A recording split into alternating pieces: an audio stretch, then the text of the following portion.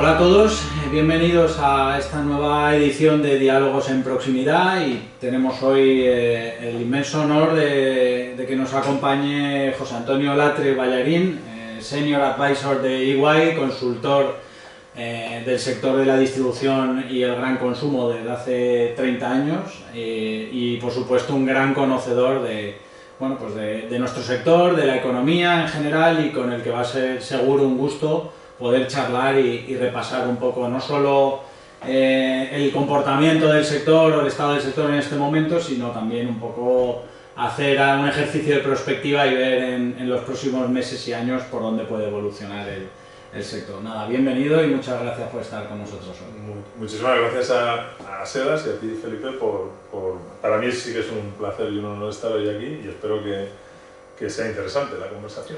Seguro que sí, seguro que sí.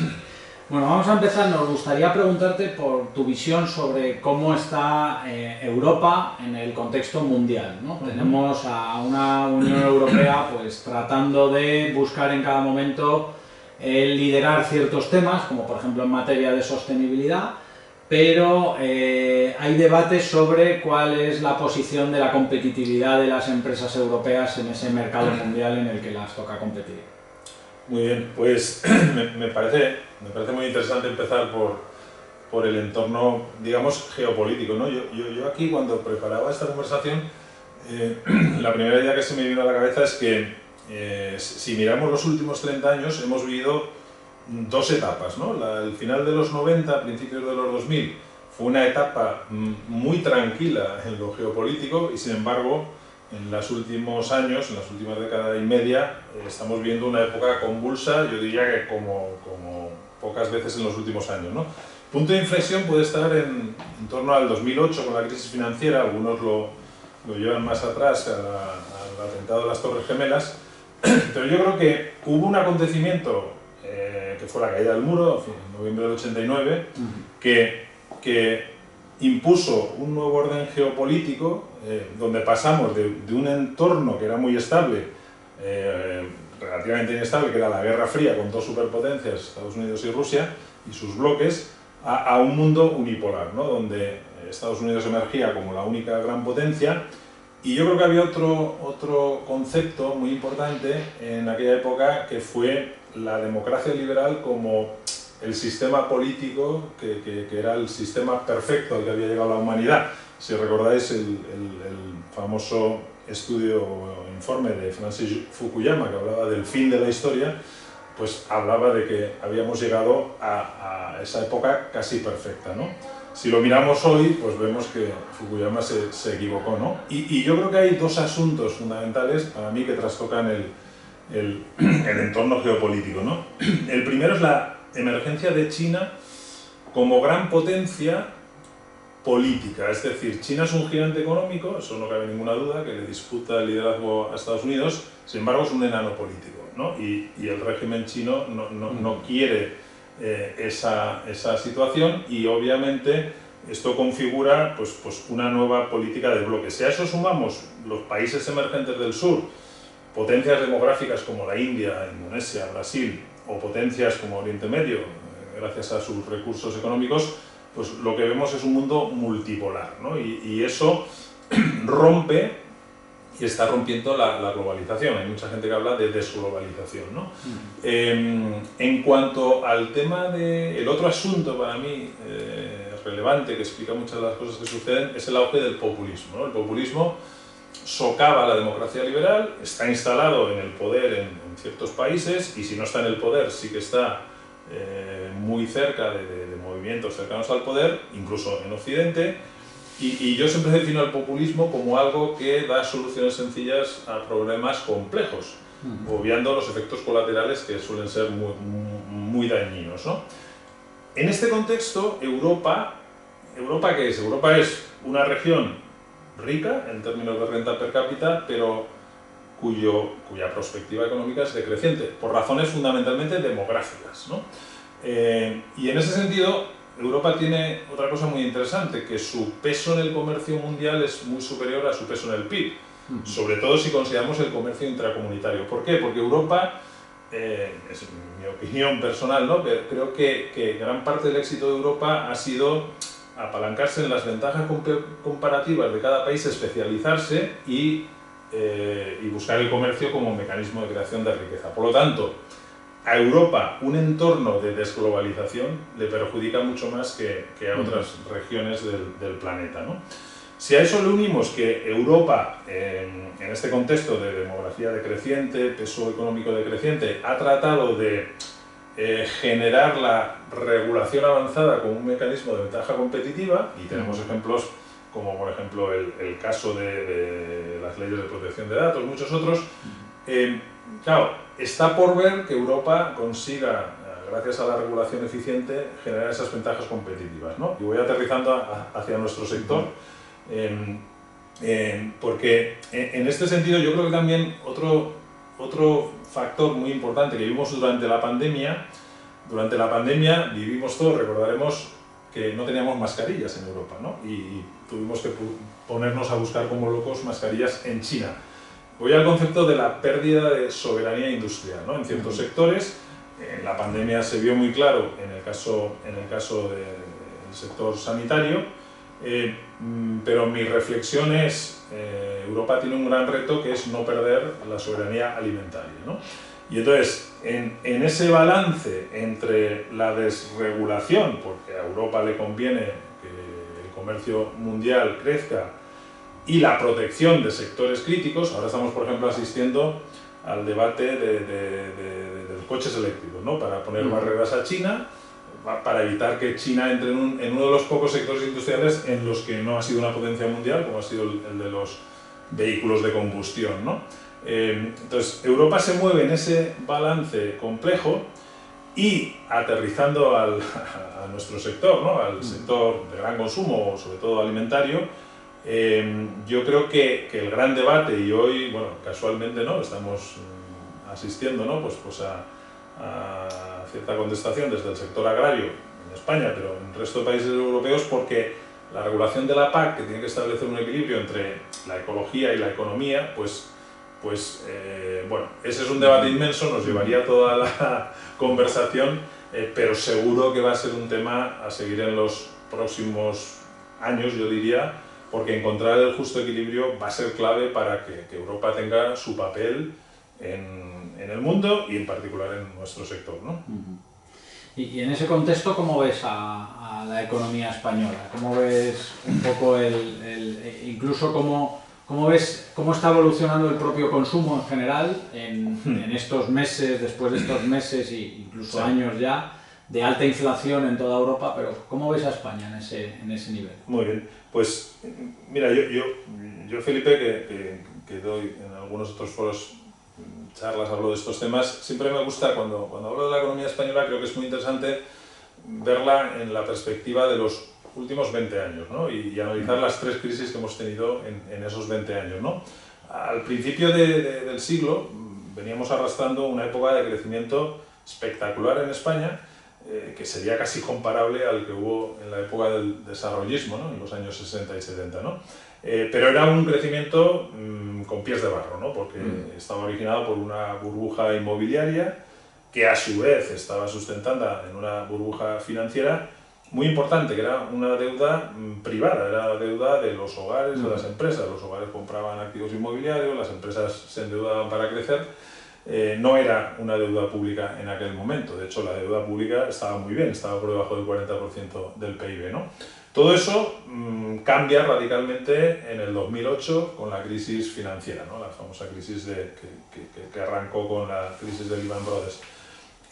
Esa crisis duró 5 años, o sea, la crisis del 2008 llegó hasta el 2013. En el año 2009 el PIB español cayó un 3,8%, que era la mayor caída de la serie histórica reciente, ¿no? Pero es que en el año 2009 tuvimos una ligerísima recuperación, que algunos recordaréis, los famosos brotes verdes, pero volvimos a caer en el 2011, 12 y 13. Fue una crisis, lo que los economistas llaman en W, ¿no?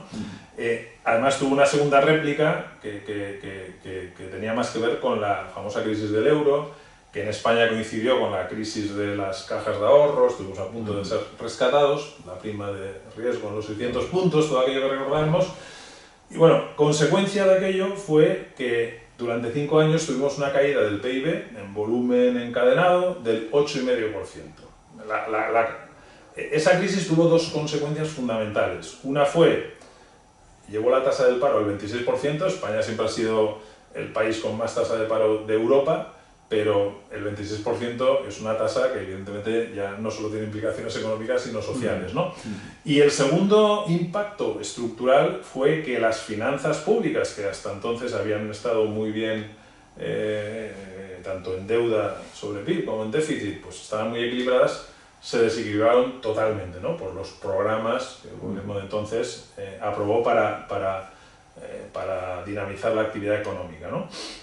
A partir de ahí entramos en un periodo, del 2014 al 2019, relativamente estable de crecimiento sostenido, no fue un crecimiento muy importante, pero sí sostenido, y se fueron recuperando la mayor parte ajustando todas estas variables macroeconómicas. Y de repente en 2020 tenemos una crisis totalmente diferente, un cisne negro, ¿no?, que llaman, que fue la pandemia, ¿no? La pandemia supuso una caída del PIB, me miro aquí porque del 11,2%, según los últimos datos que actualizó Línea recientemente. Para ponerlo en perspectiva, esta caída del PIB es, por supuesto, la mayor de la serie histórica, pero es una caída que solo se produce en tiempos de guerra. O sea, en tiempos de paz ningún PIB cae un 11%, ¿no? En esa crisis, sin embargo, el paro no aumentó mucho, y yo creo que gracias al éxito del mecanismo de los ERTEs, pero fue una crisis, esta sí que fue en V, porque la recuperación fue muy rápida. En términos de consumo, en la crisis financiera, yo creo que lo primero, déjame que vaya a datos de vuestro sector, ¿no? Porque creo que la evolución de las ventas de las cadenas minoristas de gran consumo, de alimentación, es el reflejo, al final, mejor reflejo de este sector, ¿no? Mientras que habíamos tenido una caída del 8,5% del PIB, la caída de la facturación de todas las empresas, ¿no?, de caseras y del resto del sector, en ese mismo periodo tuvo una caída del 3 y pico por ciento, ¿no? Lo cual te lleva a una primera reflexión, ¿no? Obviamente el sector está muy correlacionado con la evolución del PIB, pero es menos elástico, es decir, crece menos cuando crece el PIB y decrece menos cuando el PIB decrece, ¿no? Es lo que algunos llaman, es un sector resiliente, por una razón muy sencilla, porque cubre la necesidad más básica del ser humano, que es la alimentación, ¿no? En ese sentido, pues lo que vimos fue esa resiliencia del sector, y el segundo efecto, porque a mí me gusta ver las cosas en perspectiva larga, yo creo que esa crisis fue el primer cambio estructural en los patrones de consumo y el primer crecimiento estructural tanto de la marca de distribución como de los formatos de surtido corto, discount, como queramos llamarles, ¿no? Sin embargo, en la crisis de la pandemia ocurre algo completamente distinto, ¿no? En primer lugar, se rompe esa correlación porque esa caída del 11,2%, sin embargo, el sector de distribución minorista de alimentaria crece en volumen casi un 10%. Lógicamente, porque lo que hubo fue un trasvase de consumo de fuera del hogar a consumo en el hogar, ¿no? Por las propias características de la crisis de la pandemia, ¿no?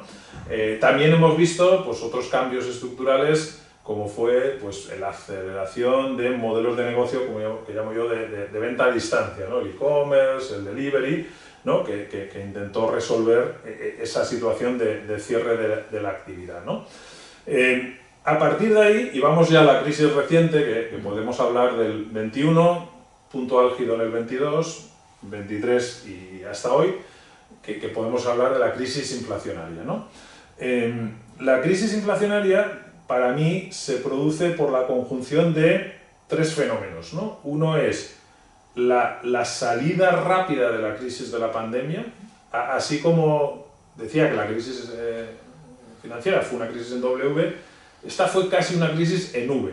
Lo que caímos en el año 2020, si miramos los últimos datos del INE, el PIB encadenado de 21 y 22 es un crecimiento del 12,5%, por lo tanto, En algún momento de la segunda parte de 2022 recuperamos el PIB previo a la pandemia, ¿no? Fue casi una crisis en V, ¿no? Por lo tanto, tenemos una salida rápida y un crecimiento de la demanda. Segundo, estamos en un entorno con una política monetaria ultralaxa, ¿no? No lo he comentado, pero una de las medidas de todos los bancos centrales desde 2008 fue llevar los tipos de interés prácticamente a cero.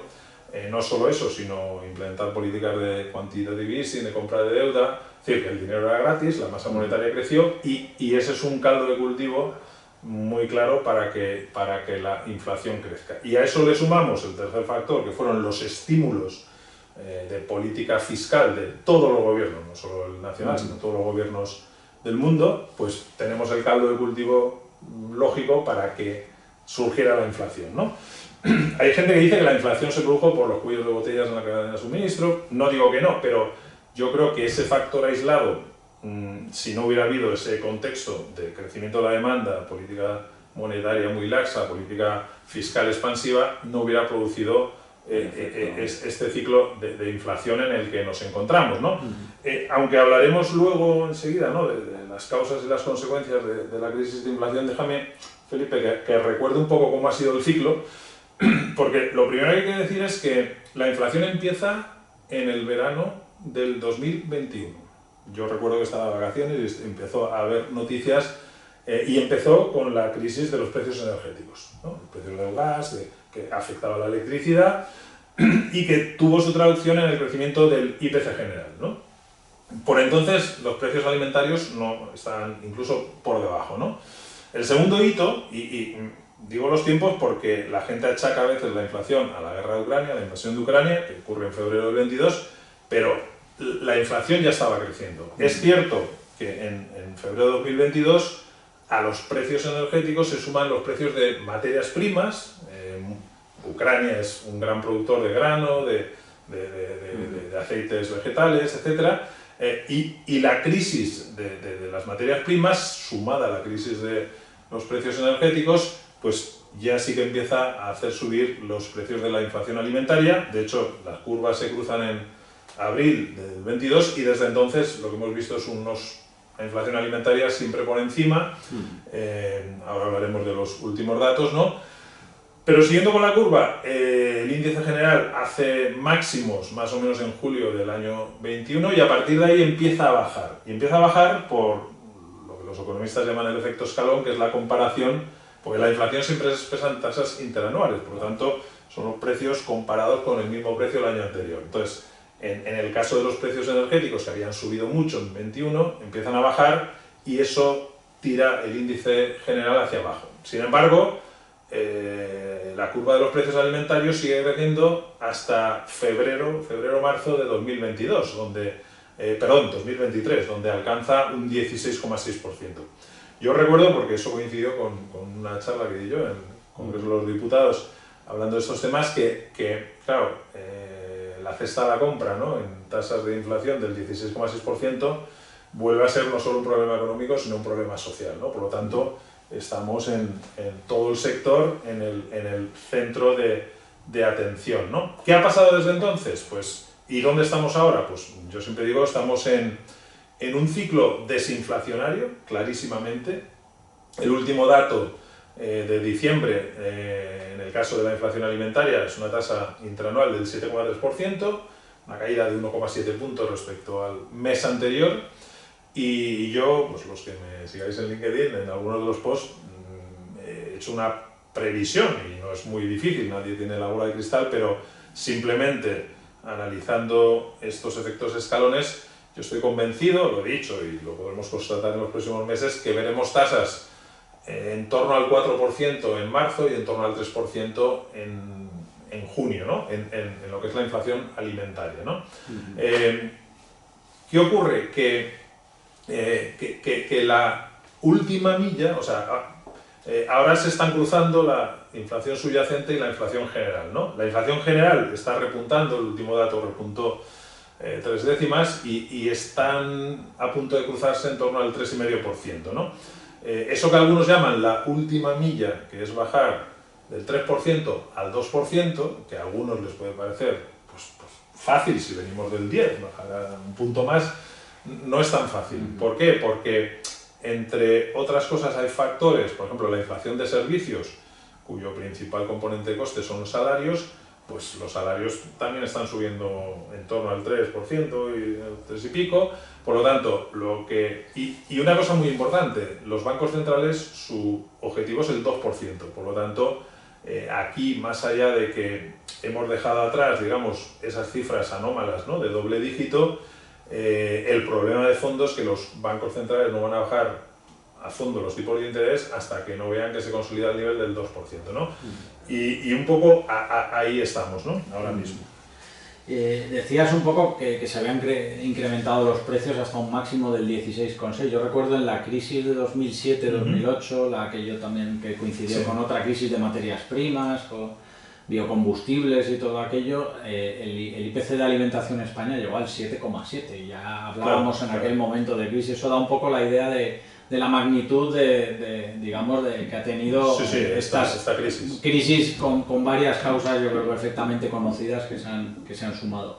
Por suerte, los consumidores hemos podido ir a las tiendas y defendernos de alguna forma de ese incremento del 16,6% de los precios, porque hemos encontrado un surtido entre el que podíamos elegir que nos permitía abaratar nuestra cesta de la compra, no irnos a esos 16,6, sino abaratarla. De hecho, hay algún estudio del propio Ministerio de Agricultura que habla que el gasto en alimentación ha subido un 7, un 8%. Correcto, ¿no? correcto. Y por ahí quería preguntarte, ¿cuál crees que ha sido para ti el rol o el papel que han tenido, no solo las empresas de distribución alimentaria, sino toda la cadena agroalimentaria general en este contexto? Pues mira, Felipe, yo aquí lo primero me gustaría, y aquí quizás tendré que consultar mis notas por dar los datos exactos, lo primero me gustaría aportar los datos, ¿no? Porque yo creo que ha habido un gran debate sobre si los márgenes empresariales eran causa o consecuencia de la crisis, ¿de acuerdo?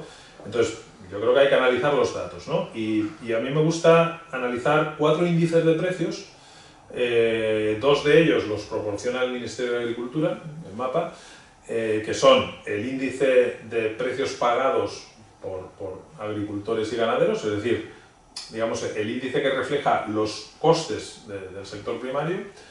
Segundo, el índice de precios percibidos, que es el pago que reciben ellos por sus productos, que a su vez es el input de coste del sector industrial. Y ahí pasamos a 2 índices que proporciona el INE. El primero es el IPRI, el índice de precios industriales relativo al sector de alimentación y bebidas, y después el IPC alimentario, ¿no? Entonces, cuando analizamos los datos, y tengo que consultar los datos exactos, lo primero es que vamos a coger el año 22 porque es el punto álgido de la crisis, y los datos que voy a comentar se refiere a la tasa media, o sea, al promedio mensual de esas tasas de variación interanual de estos 4 índices, ¿no? Pues el índice de precios pagados en 2022 fue el 31,7%.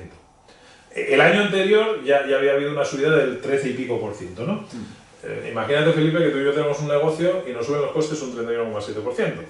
Y entonces, ¿qué hacemos, no? Pues podemos adoptar medidas de optimización de costes, pero es prácticamente imposible no repercutirlo en el siguiente eslabón. Bien, si vamos a los precios percibidos por el sector, en ese año llegamos a un 23,6%.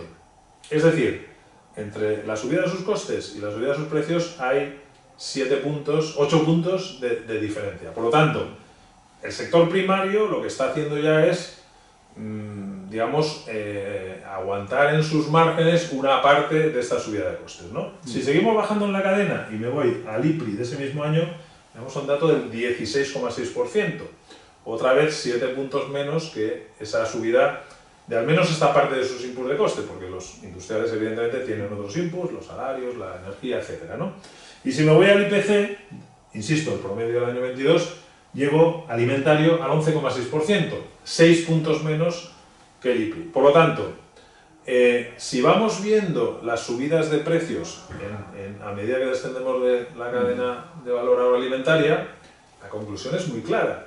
Lo que ha hecho el sector en su conjunto es actuar como dique de contención de una subida de costes absolutamente anómala, porque a mí me decía un cliente en una reunión, en aquella época, me dice, mira, llevo 40 años en el sector y había visto subidas de costes de ciertas inputs, ¿no? Lo que no había visto era que todos mis inputs de coste subieran a la vez y en doble dígito, ¿no? Entonces, yo creo que el comportamiento de la cadena agroalimentaria en esta crisis de precios ha sido actuar de dique de contención y traspasar un mínimo, mínimo posible a los consumidores. Un poco, para mí, es un reflejo de lo que hizo la cadena agroalimentaria en la crisis del COVID, ¿no? Que fue garantizar el suministro y que en una situación de cierre empresarial en ningún momento hubo ningún problema de desabastecimiento, ¿no? Por lo tanto, esto hay que tenerlo muy claro y yo lo he dicho 1000 veces, pero lo diré una vez más, que la crisis de precios de los alimentos fue una crisis de costes y no de márgenes empresariales. Pero es muy curioso porque en la misma época, estoy hablando de marzo del año pasado, donde estábamos con esos precios del 16,6% y la repercusión social de esto pues era muy evidente, el propio Ministerio de Economía, en un papel remitido a Bruselas para la recepción de otra partida de fondos europeos, habla en un informe que dice literalmente que el 95% de los inputs externos, y habla de materias primas y precios energéticos, explican la subida de los precios de los alimentos. O sea que ellos mismos reconocían que esa era la causa, ¿no? Por irnos a datos más recientes, ¿no? La semana pasada, hace 15 días, se publicó una nueva, creo que era, sí, el Observatorio de Márgenes Empresariales, que recordaréis que es algo que se ha creado a raíz de esta crisis entre el Banco de España y los Ministerios de Economía y Hacienda, ¿no? Con datos de las liquidaciones de IVA, con datos de las cuentas de resultados que se publican en los registros y donde analizan los márgenes de todos los sectores, la evolución, ¿no? Y este informe, que se corresponde con el tercer trimestre del año pasado, dice, y si me permites voy a coger las notas porque quiero leer literalmente lo que dice el informe, ¿no?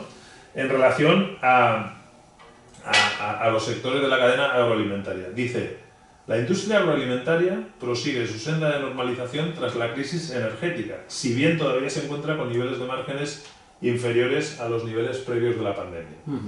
Y los márgenes sobre ventas en el comercio de alimentos, sector en el que estáis, encadenan 2 trimestres de descensos sin haber podido revertir las contracciones experimentadas durante la crisis energética, ¿no? Por lo tanto, esto es algo que los que estamos en el sector, vosotros como operadores, yo como analista, ya lo sabíamos, porque yo había dicho en aquellos momentos, oye, vamos a esperar a la publicación de las cuentas de resultados del año 22 de fabricantes y distribuidores de gran consumo, ¿no? A ver qué pasa, ¿no? Y yo he analizado infinidad de ellas, todas las que se han publicado, se han hecho públicas, ¿no? Y en todas ellas aparece un patrón común clarísimo, que es, primero, una subida de facturación del entorno del 10%, que es puramente nominal, que tiene que ver con el efecto de la inflación, y un descenso de los márgenes, de todos los márgenes brutos, los márgenes de EBITDA, los márgenes netos, ¿no? Por lo tanto, yo creo que ya no hay discusión, ¿no? ¿Cuáles han sido las consecuencias? Porque yo creo que una vez delimitado que las causas han sido una subida de costes, ¿cuáles han sido las consecuencias? Y eso nos permitirá hablar un poquito de lo que puede pasar a futuro, ¿no? Pues aparte de esta primera consecuencia, ¿no? Para los operadores del sector, que ha sido, pues, digamos, la reducción de sus márgenes, no en la medida que hubiera sido si no hubieran hecho traslaciones de precios, obviamente, pero sí que parcialmente los márgenes han descendido. Las otras 2 grandes consecuencias han sido, la primera, ¿qué ha pasado con los volúmenes de venta, ¿no? Yo sé que los retailers en particular, ¿no? Pero yo creo que todos los actores de la cadena siempre están muy preocupados por las ventas en volumen, ¿no? Las ventas en volumen cayeron en el año 22 y yo ahí siempre analizo un dato que sigo mucho todos los meses, que es el índice de comercio minorista, ¿no? Que publica el INE. Pues ese dato, que es un dato muy comprensivo, ¿no? De todos los sectores minoristas, organizados, no organizados, en el año pasado, en el año 22, hubo una caída en lo que se llama el índice de precios constantes, que es el que deflacta el efecto y por lo tanto refleja las ventas en volumen, digamos en kilos, litros, unidades, pues tuvo una caída del sector del 1,7%, ¿de acuerdo? Sin embargo, desde abril de este año, las ventas en el sector están creciendo en volumen. Si cogemos, de hecho, el último dato, el dato de diciembre del año pasado, habla de un crecimiento del 1,2%, y si cogemos la tasa media interanual del año 23, las ventas en volumen o a precios constantes han crecido un 1,1%. Alguien podría pensar, ¿y este dato del 1,1% es bueno o malo? Para mí es un dato excelente. ¿Por qué? Porque en un sector tan grande como el de la distribución alimentaria, las ventas en volumen solo crecen orgánicamente por la población, y la población no está creciendo al 1,1%. Por lo tanto, yo creo que las ventas sufrieron en volumen en el año 22, ahora mismo no están sufriendo, y yo lo digo en LinkedIn muchas veces, ahora mismo no hay una crisis de volúmenes en el sector, por lo tanto tampoco hay que ponerse muy nerviosos con recuperar volúmenes, ¿no? El sector está creciendo razonablemente en cuanto a volúmenes, ¿no? Por lo tanto, la otra consecuencia, la citabas tú, y esta sí que es muy importante porque supone, creo, otro cambio que va a tener un componente estructural, ¿no? Que es lo que, bueno, no sé, los consultores utilizamos muchos anglicismos, hablamos de trading down, ¿no? O sea, el trading down es la herramienta que tiene el consumidor para optimizar su presupuesto de compra, ¿no? Y el trading down se produce de muchas maneras, se produce entre categorías, ¿no? Pues es muy clásico en las épocas de crisis que categorías básicas, ¿no? De consumo más básico, como más el arroz, la pasta, pues crecen más, y otras categorías más premium o más de indulgencia, pues caen, ¿no? El segundo fenómeno es, dentro de categorías se producen sustituciones, ¿no? El clásico siempre es la sustitución de la carne de vacuno por la carne de pollo, que es más económica, ¿no? Pero yo creo que el factor más estructural en el año 22 ha sido la sustitución de la marca de fabricante por la marca de distribución. Y aquí hay otro dato que para mí es muy relevante, de Nielsen IQ, que es como se denomina ahora, que nos dice que la cuota de la MDD en 2022 creció 2,6 puntos. En un país como España, que ya es uno de los países europeos donde la cuota de la MDD, por la estructura comercial, es más elevada, ¿no? Por lo tanto, como decías antes muy bien, el consumidor es muy inteligente y optimiza su presupuesto. Por lo tanto, la inflación real para cada familia, para cada hogar, pues es menor que la general, ¿no? Porque ha hecho una selección de su compra, gracias efectivamente a eso que proporciona este sector, que es la variedad de surtido, la variedad de marcas, de alternativas, ¿no? Pues yo creo que lo vamos a dejar aquí. Ha sido un verdadero placer, José Antonio, tenerte este rato. Muchísimas gracias.